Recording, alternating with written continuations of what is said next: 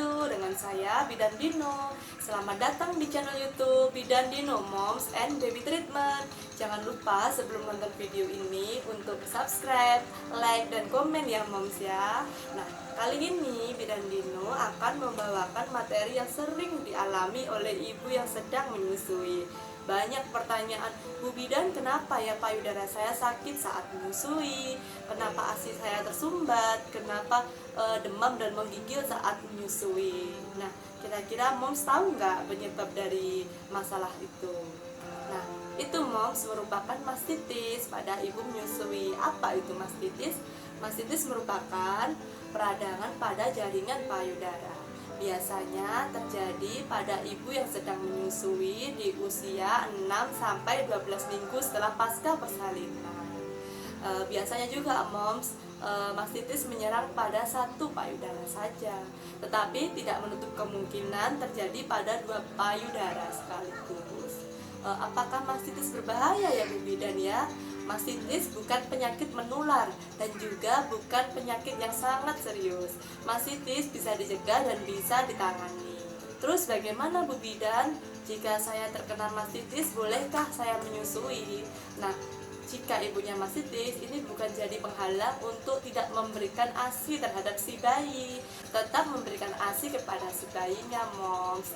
Dan ada juga di dalam ASI kandungan antibakteri yang menjaga bayi untuk tidak terkena infeksi dan malah mempercepat penyembuhannya moms.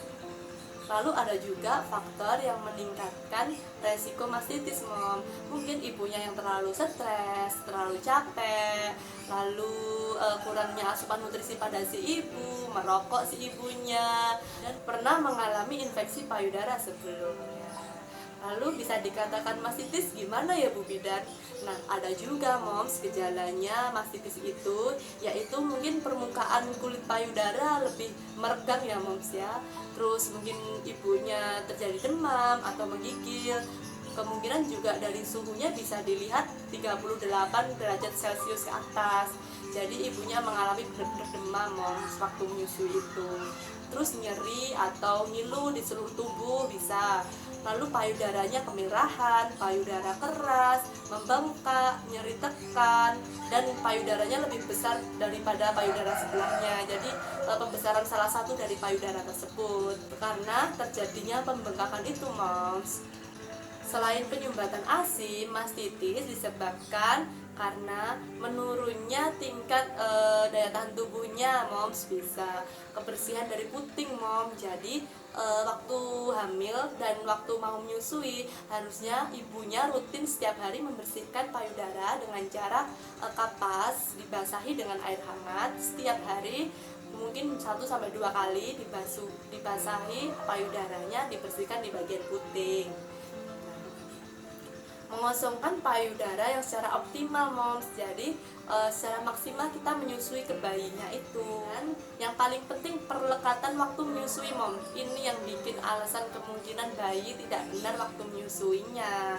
Jadi perlekatan itu perlu moms, dan perlekatan itu harus diperhatikan benar-benar waktu bayi menyusu kepada ibunya.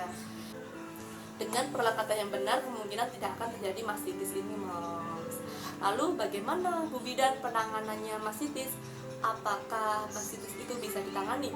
Bisa moms. Penanganan mastitis jika ibunya sudah mengalami gejala atau keluhan yang di atas tadi, bisa ditangani dengan kompres payudaranya dengan cara menggunakan kain atau air hangat, dikompreskan di payudara sebelum menyusui kepada si bayi. Jika sudah menyusui, ibu boleh mengompres dengan air dingin. Lalu jaga kebersihan pada puting tadi moms, itu juga untuk menangani pencegahan atau penanganan pada mastitis tadi. Terus pemakaian bra moms. Nah, perlu diketahui moms, jika habis melahirkan kulit bagian payudara itu lebih sensitif daripada sebelumnya moms. Jadi pemakaian bra yang terlalu ketat atau yang berkawat itu tidak dianjurkan. Jadi moms benar-benar memakai bra yang nyaman, bra yang untuk ibu menyusui, dan bra yang tidak memakai kawat kalau bisa moms. Lalu tindakan untuk pijat payudara. tiap hari dilakukan pada pijatan lembut di payudaranya. Jika ada benjolan, mungkin bisa ditekan pelan-pelan di bagian benjolan atau pada payudara yang terkena mastitis tadi. Lalu untuk kunjungan konselor atau memanggil bidan yang bisa membantu laktasi juga bisa menangani masalah mastitis ini. Untuk rangkumannya moms, walaupun terkena mastitis, mom harus tetap yakin memberikan ASI, harus pede memberikan ASI untuk eksklusif, dan harus yakin. Dan dukungan mental terhadap lingkungan sekitar juga diperlukan moms. Jadi harus benar-benar memberikan ASI sepenuhnya dan bisa untuk memberikan eksklusif kalau bisa ya moms ya.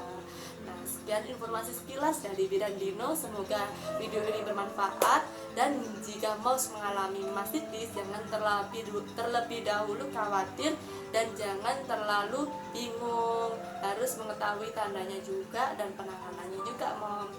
Oke mom. Wassalamualaikum warahmatullahi wabarakatuh moms.